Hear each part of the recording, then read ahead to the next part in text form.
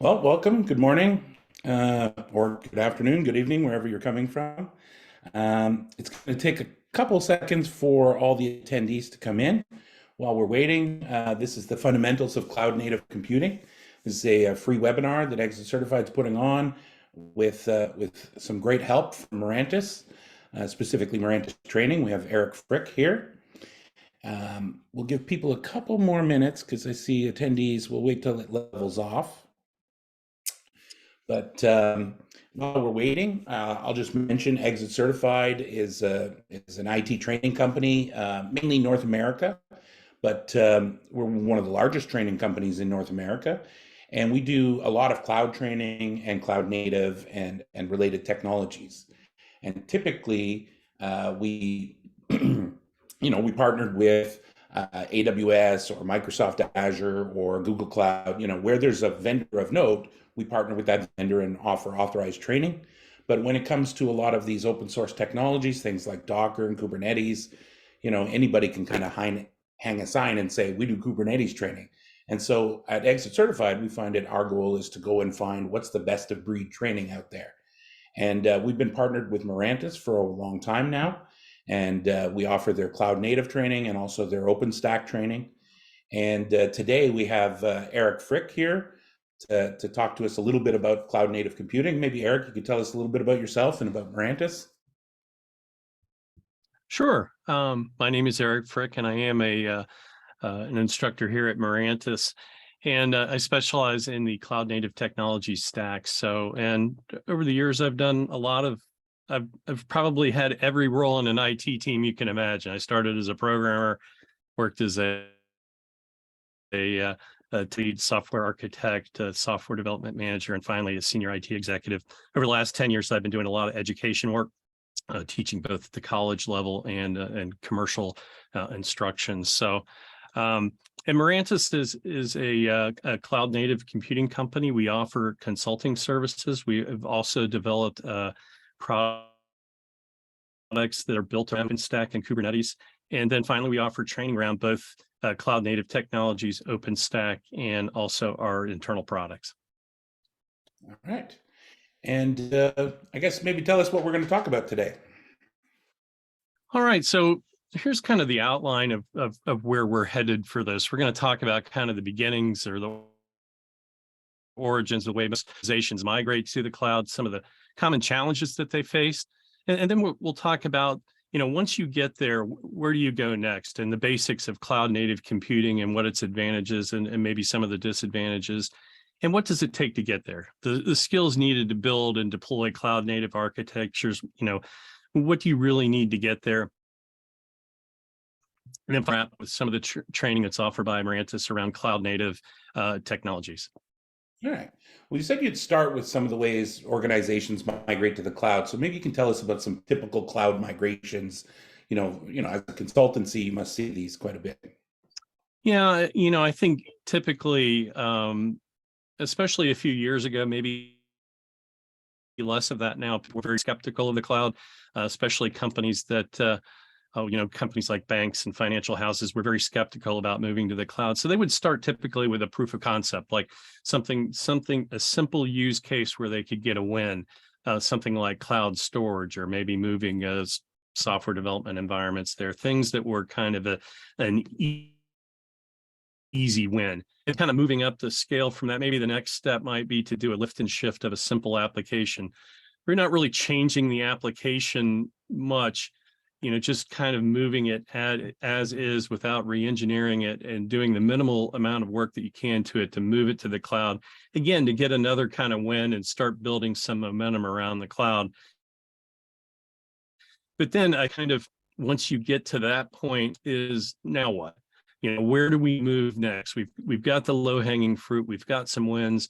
What are the next things that we're going to take on? And, some of the things that, you run into are mission critical applications. Well, now I've moved something simple. How am I going to move something that I run my business on? And then also legacy monolith applications. And we'll talk a little bit more about monolith applications. And also then with those more complex projects, how do you lay out a migration strategy so you continue to get wins without putting your business at risk? And then finally, how do you really take advantage of all the services that the cloud offers and all the true advantage and just, the simple use cases. So that's kind of the phases of migration that we see with our customers. Yeah, I think I see that a lot on the training side as well. Say customers that came 5 years ago just to take some initial cloud training, took an AWS class or an Azure class, and then they come back later saying, "Hey, we want to get more out of the cloud. We want to use it for a lot more stuff. What we need a new strategy." So, what are some of the common challenges that these organizations face when they're doing that cloud migration? Well, I think it's a double-edged sword with the cloud. So once you've kind of done that proof of concept and people figure out, okay, now it's quick.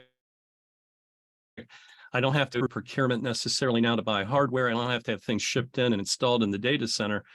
So I can provision resources, at light speed, right? Before it was a process, really maybe even a complex process in a big organization. So now maybe the challenge is it's too easy to provision resources. And I put the term cloud sprawl on here. I think it's a common problem that now all of a sudden everybody in the organization is building all kinds of dev and test servers. And all of a sudden the next monthly bill comes up and the boss says, "Oh my God, what is all this stuff we're paying for?" So that developing, new ways to kind of manage provisioning resources and controlling expenses, that's one big challenge.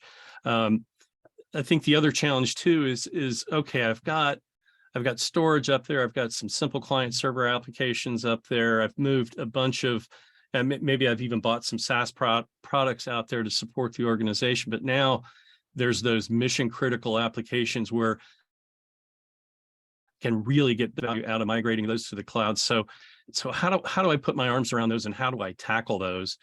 And then the other thing is getting the right training for the staff so that they can take on those projects, that they have the background. A lot of cloud development is radically different than traditional development, especially if you're coming mainframe environment where things were very siloed.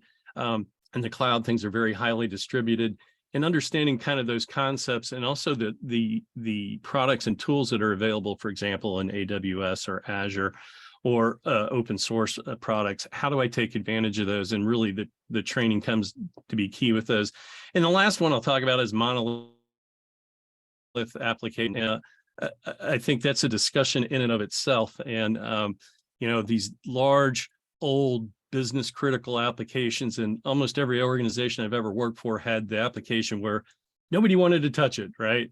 If you touched it, you broke it, you're in all kinds of trouble. So everyone didn't want to even breathe on it because, that thing had been running for years.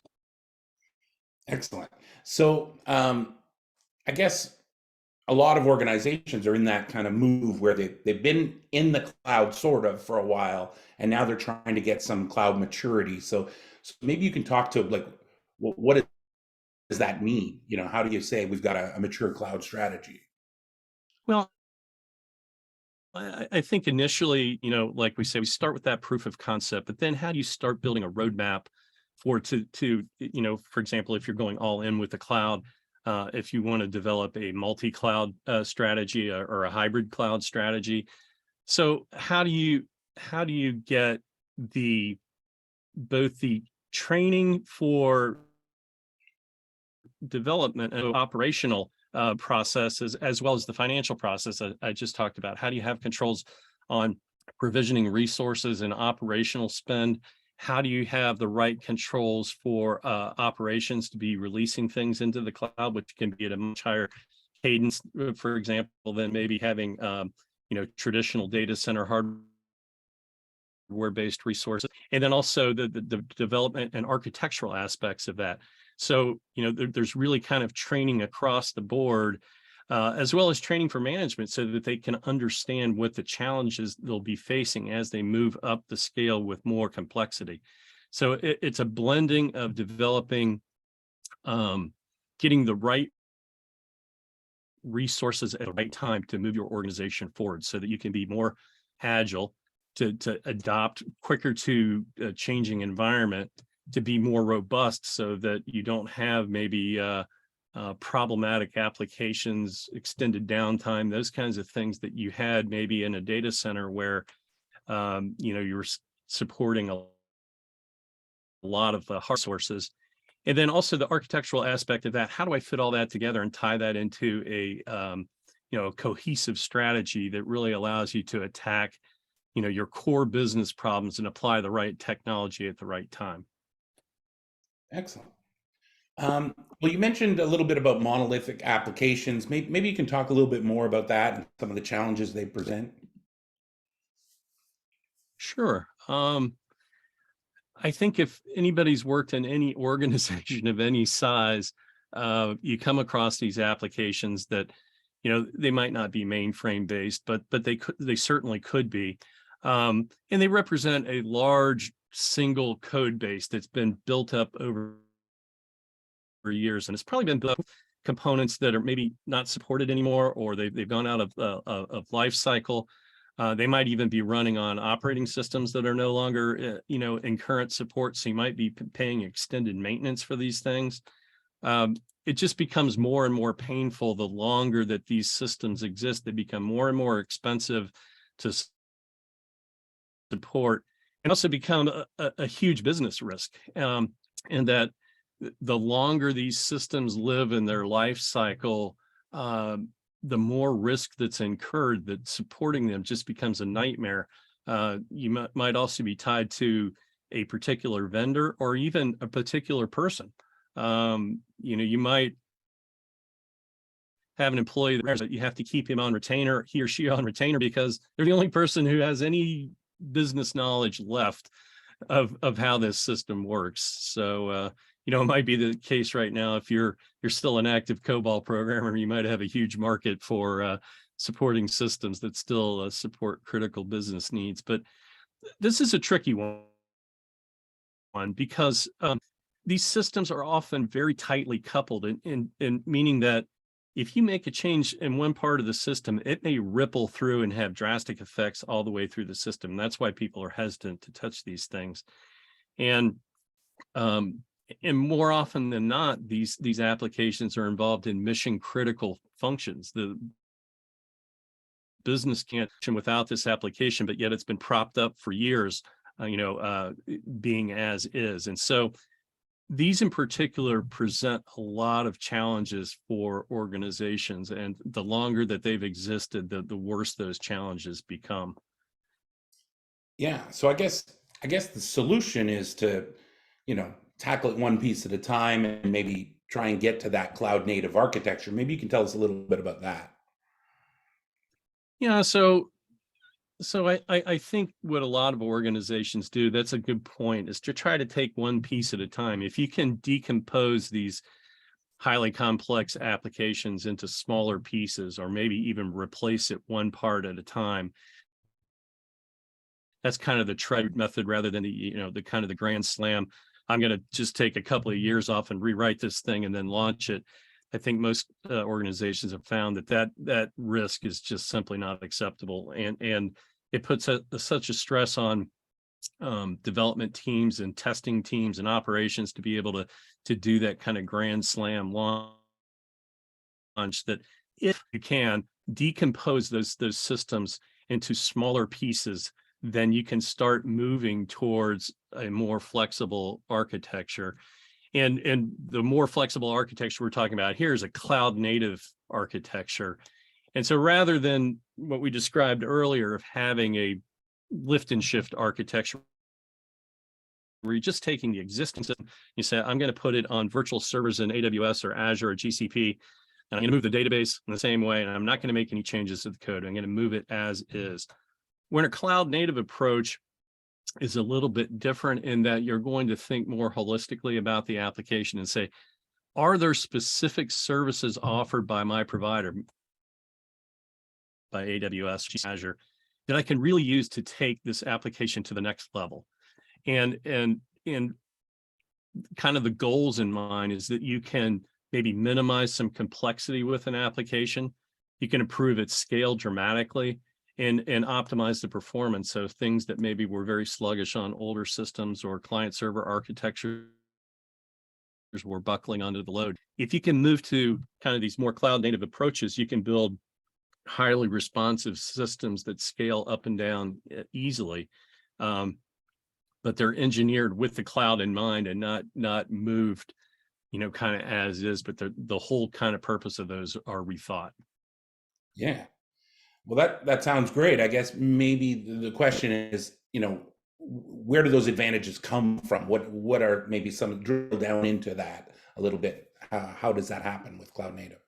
So I think there's a number of things that if you can go to a cloud native architecture, that will pay gigantic dividends. And the first one is the applications are less built and can provide greater reliability. So things like failover, instead of having, what would happen a lot in my career, the phone would ring in the middle of the night, like, hey, it's broken. The alarm bell went off, right? And you got to, particularly if it's a mission critical system, you got to get people in the middle of the night and fix it, or on weekends or holidays. And believe me, I've spent a few holidays patching things back together. So you want to have applications that are really that can more self-healing, that can gracefully recover from failures. And the other thing is application scale. I worked in my career on a tax filing system. Well, guess what tax filing day was like? It was a nightmare. That 90% of our traffic came on around those tax filing deadlines. And so applications that can scale up and down with very little support or operational intervention is a real thing. And there are so many systems that have seasonal demands on them. We're coming up on a big one. Black Friday thing. So anybody who has an online website and is doing those kinds of transactions, right, usage will spike through the roof. Hopefully for those people selling things, their usage will go through the roof. But applications that can scale up and down with little or no support, and then also not having a long proactive, drawn out application cycle where some large organizations are saying, I'm only going to release software twice a year because it's so painful. You want to get to a point where applications are much easier to deploy, that becomes a non-event, so that that application deployments are going to be sound, and they're not going to be rolling changes back as soon as you put them out and the next day. Or the worst possible scenario, right? You release a bunch of changes on Friday, everyone goes home and the system breaks for the weekend. So you really want to have systems that are easier to deploy and maintain, so that, again, that you can put changes in a seamless way, and take the risk way down for the organization. And the end result of that all sounds great, from a DevOps guy or a software development manager. My blood pressure's gone down, life is easier, these systems are less brittle, they don't break as much, they can scale, and they're easier to deploy. But so what? So what? From a business sense, then it allows an organization to really be agile and adapt to changing business needs.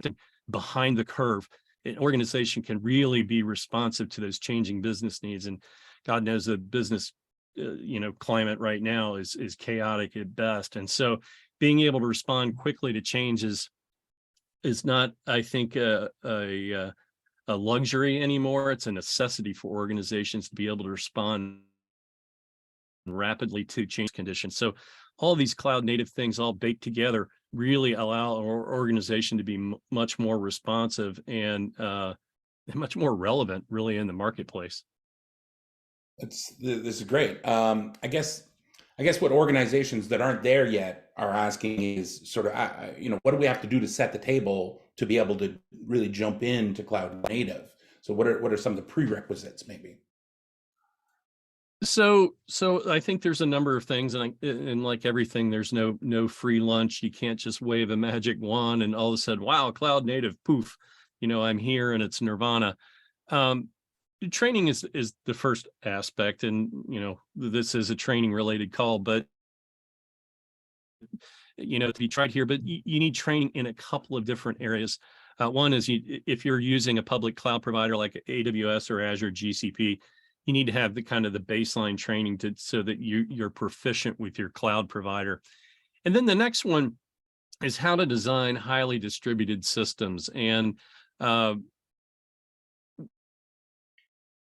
truly take of these architectures that are self-healing, that scale easily, they are highly distributed and they have lots of different resources. And so understanding how to design and support those kind of highly distributed systems is a prerequisite of implementing cloud native architectures. And then the next one is understanding advanced capabilities of systems with containers, so Docker and Kubernetes and those types of systems. And what types of advantages do those systems allow for, and how can you start fielding some proof of concept around containerized systems and do it in a kind of risk-averse way? And so Kubernetes is an unbelievable system, originally developed by Google, their Borg system. And Google used that technology to develop systems that literally have billions of users. Gmail uses this technology. They have I think last I read, Google has 7 systems that have over 1 users. That's with a B. That's incredible. I mean, that was never ever thought of as a capability, probably even 5-10 years ago, that have systems in such massive scale. But with something like Kubernetes, there is a learning curve. You have to understand it. It's very robust, highly capable software, but it probably employs some techniques and tools that wouldn't be kind of mainstream to somebody who worked in a client server environment, for example. It's just a different way of thinking about software. And so having some training to understand the capabilities of Kubernetes, getting some hands-on, so that the light bulb goes off and you say, aha, I get it. And then there's kind of some DevOps concepts that kind of built around. If to really take advantage of this, excuse me, you'll probably need some additional tools, something like Jenkins to do continuous integration, continuous delivery pipelines, so that when you do have those changes and what I talked about earlier, you need to do an application deployment that's repeatable and robust. And so tools like Jenkins can help you get there with those things. I've listed some others there, Chef and Puppet, or maybe even cloud-specific tools if you're using AWS, like Code Build, Code Deploy, or Code Pipeline. They have a whole suite of tools there. But so I think kind of the prerequisite, again, to kind of summarize for cloud native are the understanding your cloud platform that you're using and having a mastery of that, the capability of understanding these distributed architectures, understanding containerization and what it can bring to your application, and then how do I operationalize those containers, maybe with uses of tools like things like Jenkins. All right. Well, that's great. I mean, at ExitCertified, we obviously offer, cloud training from all the major vendors: AWS, Azure, Google Cloud, Oracle Cloud. From that side, we see that, you learn about the capabilities of the cloud itself. Now, all of these cloud vendors have some sort of Kubernetes managed service, so in AWS, it's called EKS, the Elastic Kubernetes Service. Azure has AKS. At Google, they have GKE. So they all have some sort of a managed. And even if they have a class on it, what we find is that it doesn't teach them the basics of containers and Kubernetes. It just says, what can we do for your Kubernetes deployment? They'll basically take care of the control plane a little bit, right? And so what we found was that, hey, there's a big hole here in that official vendor's curriculum, where people need to learn about containers and Kubernetes. And, so that's where really we partnered with Mirantis. And Mirantis has great instructor-led training. And we have a pretty robust public schedule. We also do private classes if you've got like a group of people, but also on demand. And so it's probably worth taking a look, maybe specifically at the cloud native technologies. And really, the first the first class that you might be interested in, I would say, is this sort of half-day intro to cloud native computing, sort of the perfect follow-on to this webinar. In fact, we'll see that we have a code so that the first 50 people that get in there can use that code and get that on demand for free. Right? And that'll get you into Mirantis' on-demand system. If you like, then you can shop around and see what other classes you're interested in. The normal progression would be probably to go to the CN100, which is the one-day Docker Containerization Essentials class. And then from there, maybe into either the Kubernetes Application Essentials, or maybe if you're using Docker Swarm, right? So when Docker first came out, they said, well, maybe we need a sort of an orchestration tool. And so they built Docker Swarm. But then, like you said, some other opportunities popped up. Kubernetes came from Google. AWS started to build their own called ECS. But, over time, what happened was it looked like Kubernetes kind of became the de facto standard. And so that's what we see as, the most popular orchestration tool these days. And so we've got a whole sort of progression here of classes. Now, there's some additional options that aren't necessarily these sort of vendor agnostic, just learning the basics of Docker and Kubernetes. Maybe you could talk to these a little bit. These are some special Mirantis classes. Sure. Like you mentioned, the courses listed on the left are vendor agnostic. So our Kubernetes Bootcamp really is what you just described, learning the block and tackling the basics of Kubernetes and how you can build from the ground up, from containers on up through orchestration with Kubernetes. And we have hands-on labs that teach you that in a generic Kubernetes environment. We're also a product company that I mentioned earlier. So we have built our own products around Kubernetes. We have our Mirantis Container Cloud that allows you to manage Kubernetes over multiple environments. So you can manage things through on-premise or bare metal. AWS, Azure just was released, so you can manage all of those from a single footprint, in the cloud. So that's an interesting product, and so we have product-related training around that. We too offer a Mirantis Kubernetes engine. We call it MKE.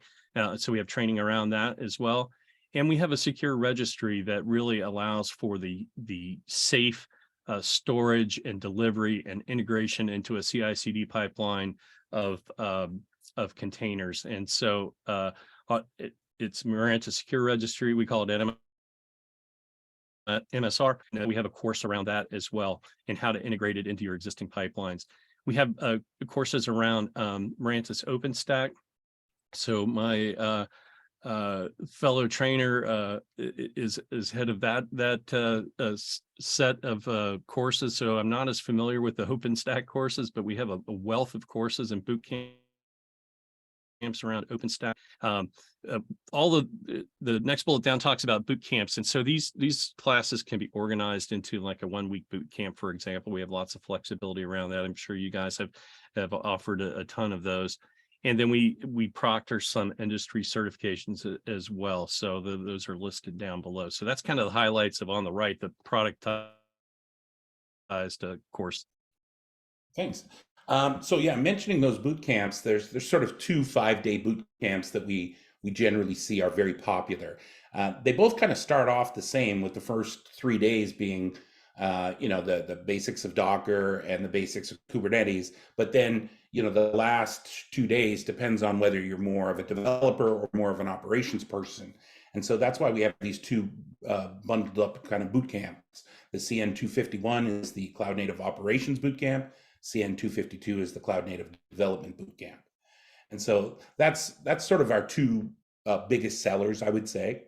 And when we schedule these classes, we schedule them as a 5-day class, but also you can just take the 1 or the 2-day classes, in the middle of that. If you've already taken the 1 and you want to come back for the 2-day, a later date, we schedule them sort of concurrently, so you can do that. Then there's some advanced Kubernetes and the Kubernetes security that'll get you ready for the CKS. These are some very prized industry certifications.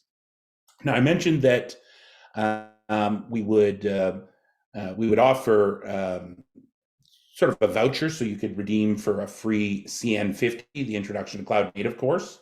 This is normally a $299 value.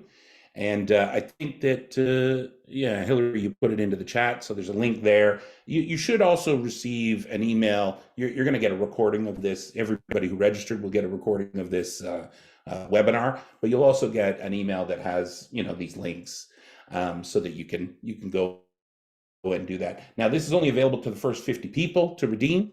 So if you're here live, you've got a good head start on the people who didn't watch, and we'll just watch the recording maybe on Monday. So you may want to go and redeem that code.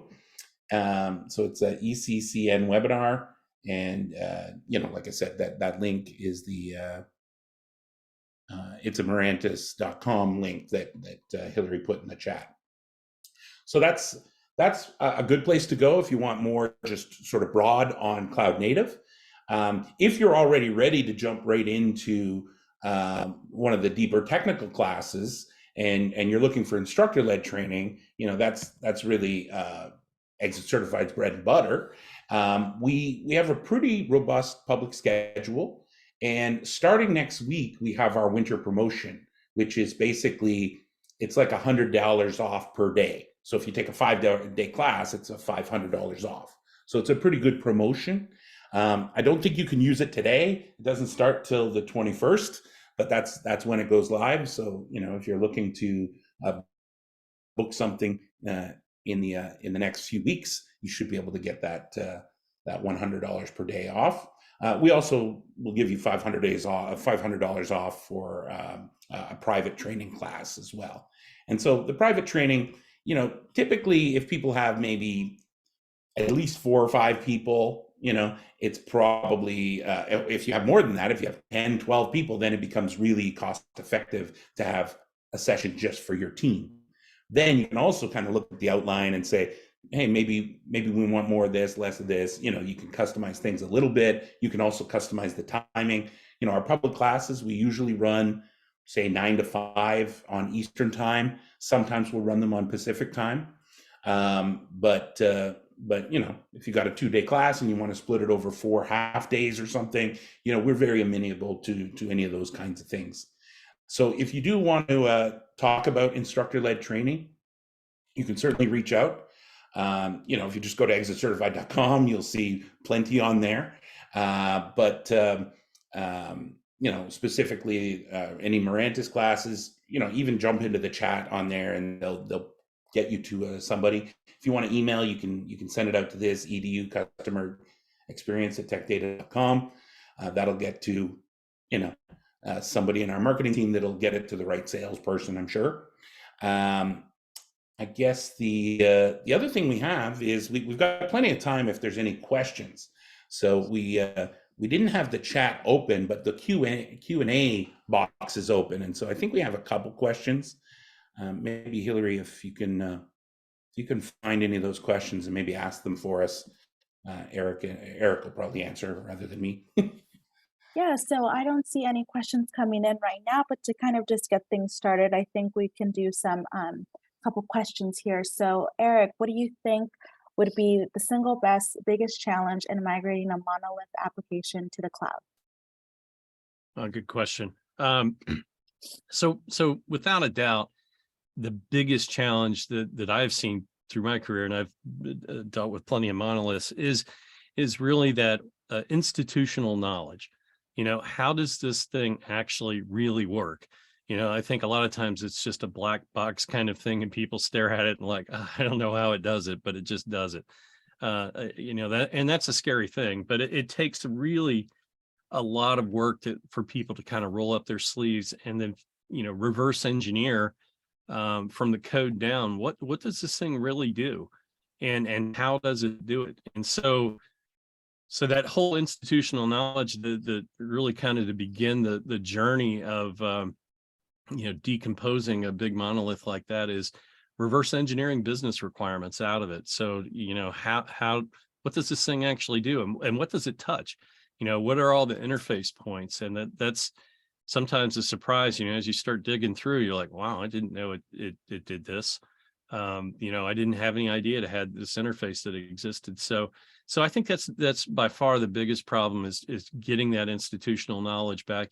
Most of the time people that have worked on these things have moved on, they've retired or moved on to other companies, and they're long gone. And so there's nobody left to really kind of fill that void of how does this thing work. So I think to me, that's the biggest challenge.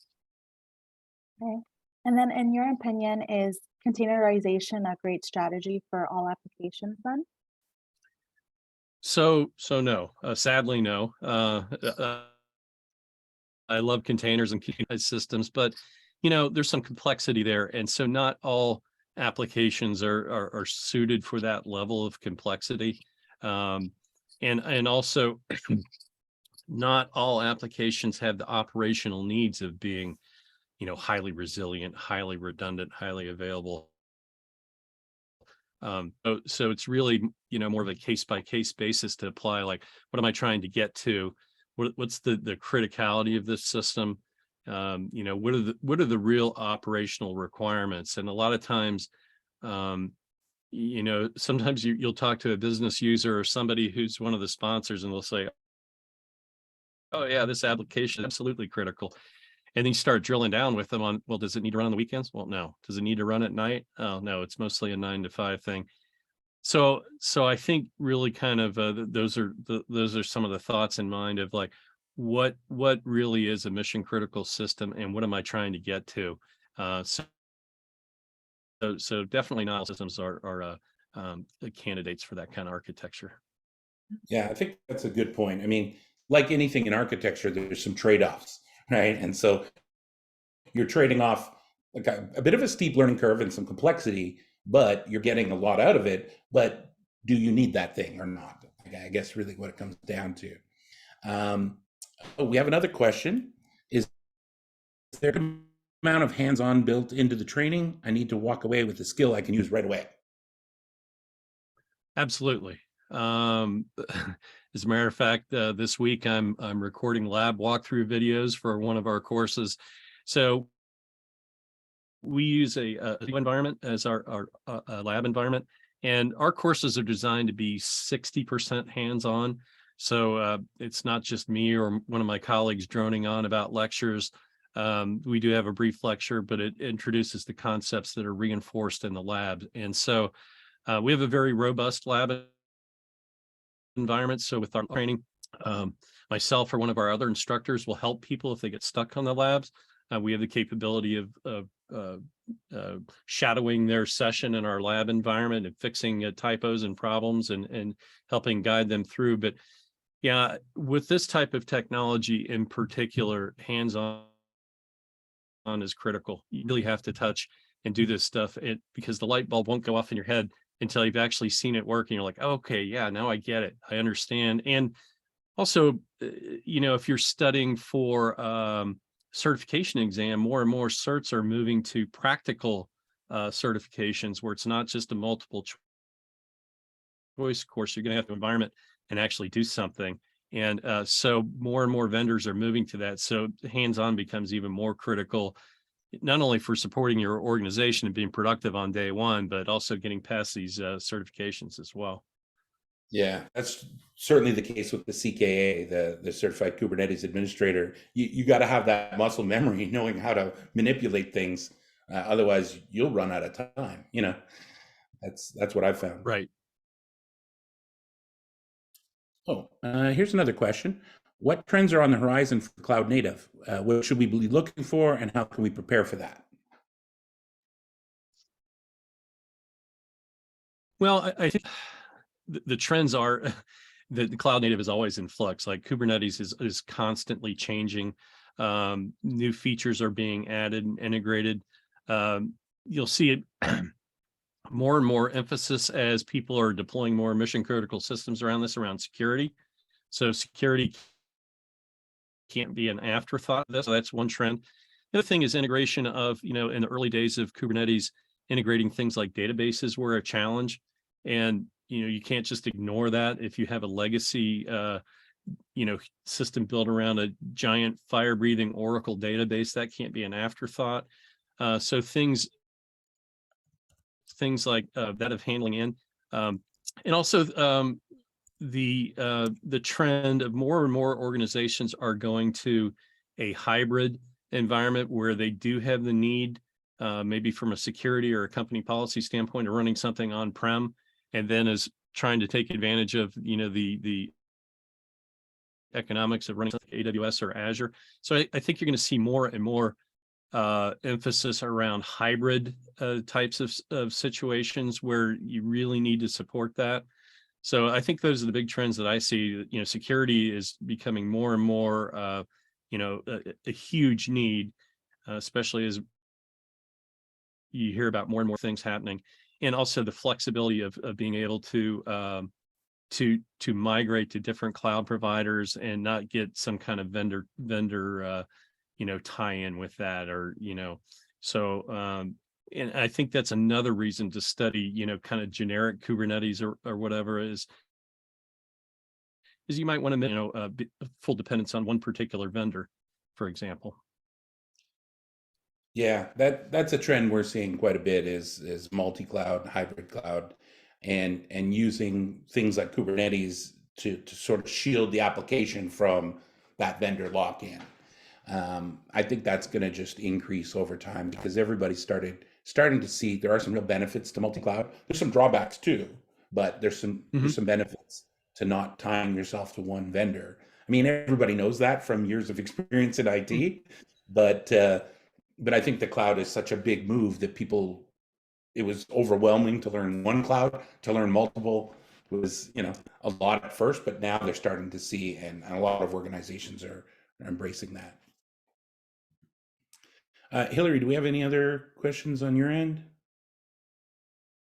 No, I think that's it. I don't see any other questions coming through. Let me see. So, Eric, what do you see as the biggest hurdle in improving an organization's cloud maturity level? Well, I think it's two things. I think it's one is establishing a roadmap, and the other thing is really getting the training so that people can develop and understand that roadmap. So I think what has to happen is an organization really has to commit to being a continuous learning, continuous improvement type of organization where it's not like, hey, we've gone to the cloud, we're over the hoop, you know, we're over the hurdle, we don't have to learn anymore. So I think, you know, really at the highest level thing, it's a commitment to becoming a continuous learning organization and having the training to back that up and making and institutionalizing that and really make it part of the company DNA to really commit that hey, I'm going to skill up my people continuously. And that's a shift for a lot of organizations where, you know, training may have been an afterthought, or, you know, you have some, you know, minimal required training every year. I think really to move up the cloud maturity scale, that commitment to continuous improvement is the most important thing. And it's a mindset, you know, and it may be represent a radical change in company culture. For example, work with a lot of customers that are like, yeah, it's fine if my employees train, but they have to do it on their own time. Whereas other customers just say, I allow X amount of hours per week or per sprint. If they're doing agile development, we're going to dedicate some time to that and really make it part of our structure to be continuous learning. So I think those are some of the things you have to consider to really move up the scale. You really have to have a commitment to continuous learning.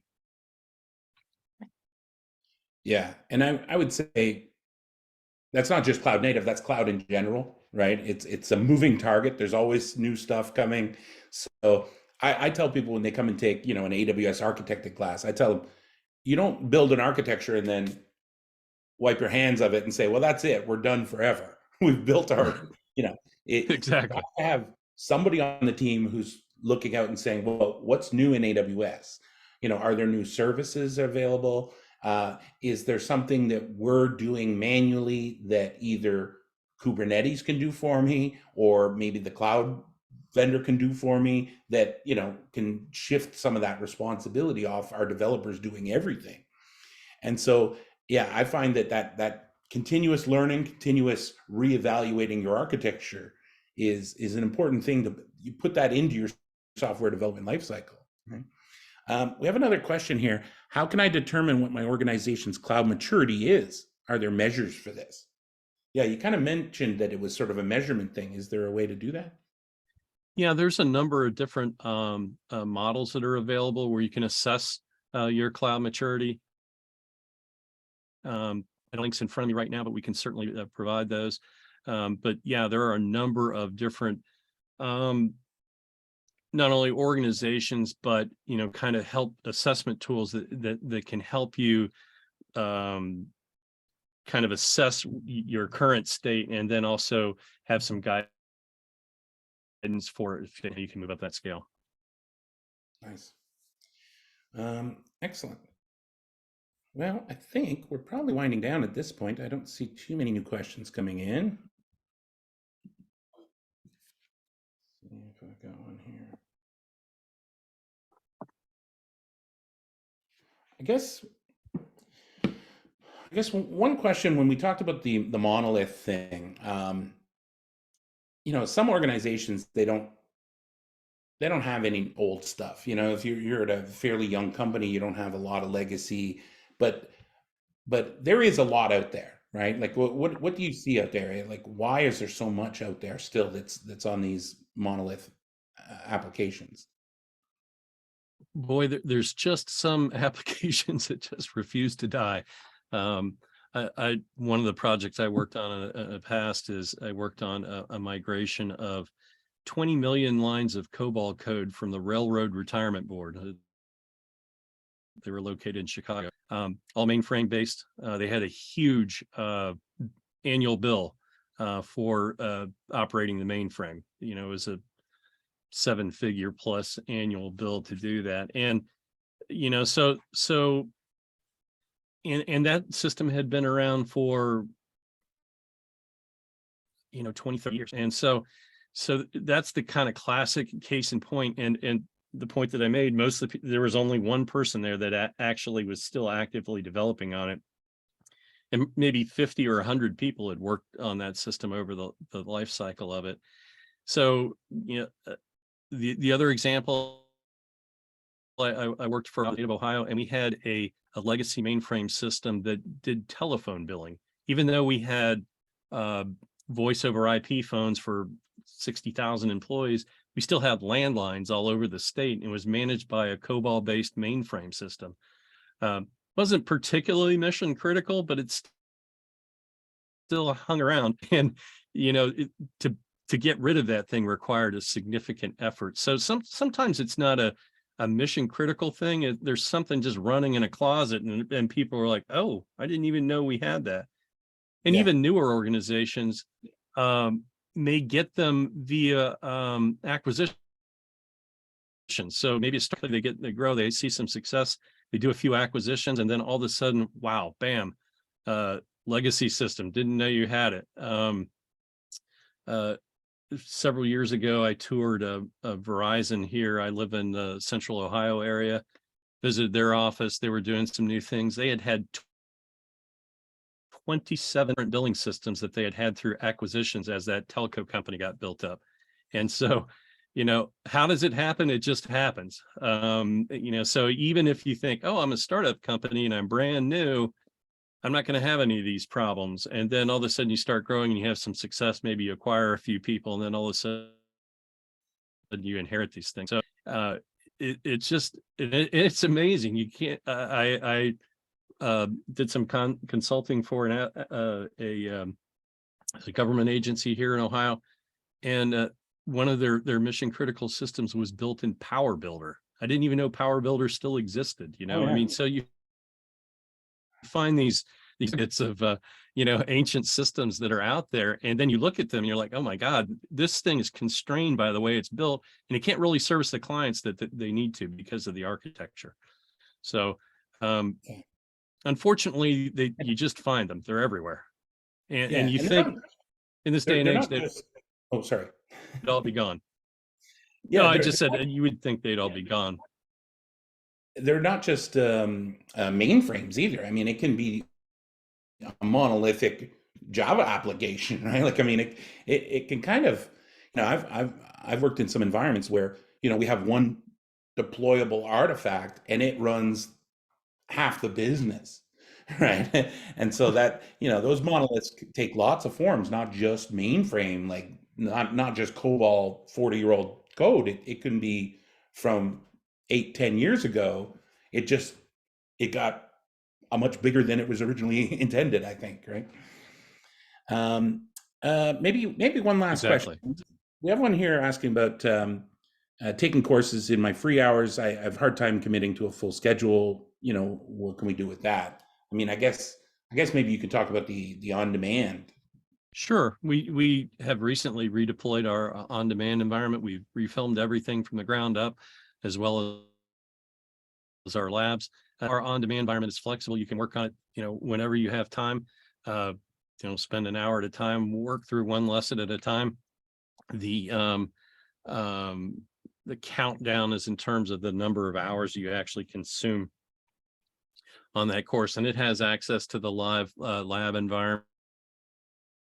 So a very flexible environment. We've put a lot of work into it recently. So I'm sure we're going to see a lot of growth in that. And it's a common thing where maybe you can't dedicate 40 hours for a whole week to attend a live boot camp, but you can work on it 1 hour a day. And that's actually how I prefer to learn, is a little bit at a time.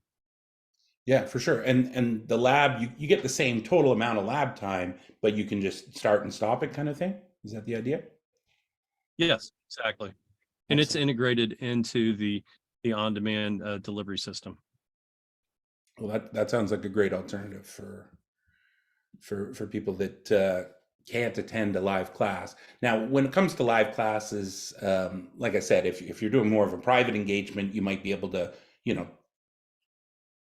mess with the hours a little bit. But on an individual basis, if you're going to come and take a public class, you know, it's generally 9 to 5. There's not much you can do about that. But the on-demand really does fit that nice niche where you're starting, you know, I don't have that much time to commit.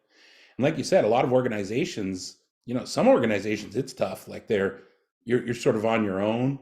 Yes, we'll pay for training, but you can't take time off. You know, we have a lot of consultancies and things that are like billable hours, and they can't, you know, they've got to work on it 2 hours on Friday afternoon, or, you know, something. They have a very little time, but maybe once a week or something that they can do.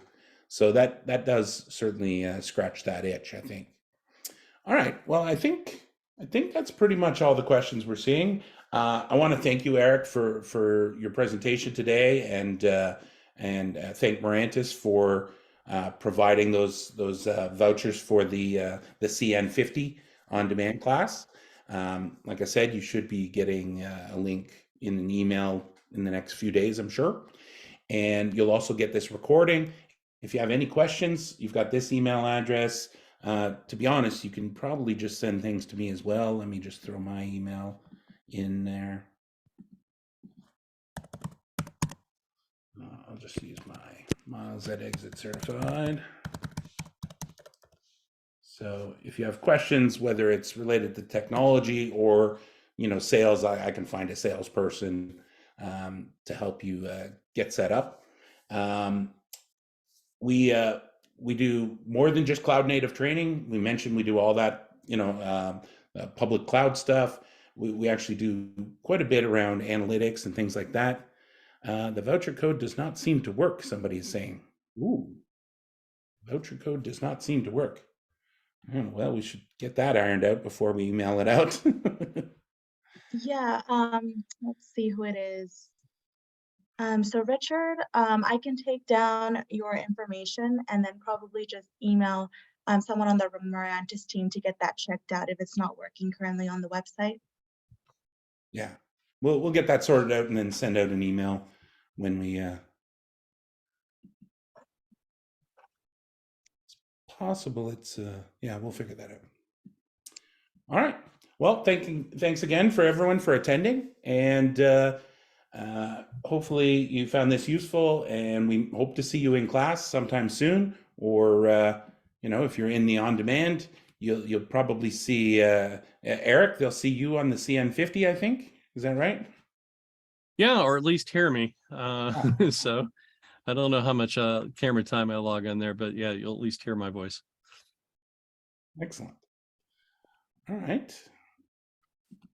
All right. Thank you. Thanks so again, much, everyone. All right. I really appreciate the opportunity and I enjoyed our discussion. Thanks. Bye.